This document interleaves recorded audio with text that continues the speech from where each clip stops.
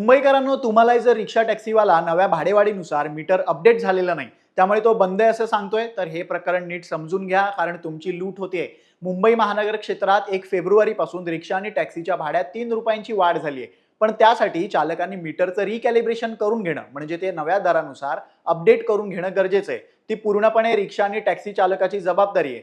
रिकॅलिब्रेशनसाठी आरटीओनं 700 रुपये दर निश्चित केलाय आणि त्यासाठी 30 एप्रिल पर्यंतची मुदतही दिली आहे. तोवर मीटर अपडेट केला नाही तर रिक्षा टॅक्सी चालकांना दर दिवसाला 50 रुपयांचा दंड आकारला जाणार आहे. त्यामुळे रिक्षा टॅक्सी चालकांनी नव्या दरपत्रकानुसार मीटर अपडेट करून घेणं हे बंधनकारक आहे.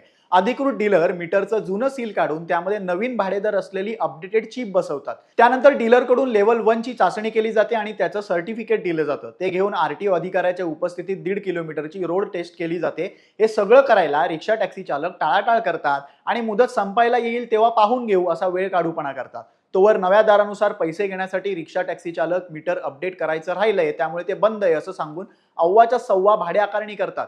तुमच्यासोबत पण असं घडत असेल तर याला अजिबात बळी पडू नका. मीटरचं रिकॅलिब्रेशन करत नाही तोवर जुन्या दरपत्रकानुसारच रिक्षा टॅक्सी चालकांना भाडे आकारणी करावी लागणार आहे. हा व्हिडिओ जास्तीत जास्त लोकांपर्यंत पोहोचवा आणि मुंबईशी निगडीत बातम्या अपडेटसाठी लोकमत मुंबईला फॉलो करायला विसरू नका. धन्यवाद.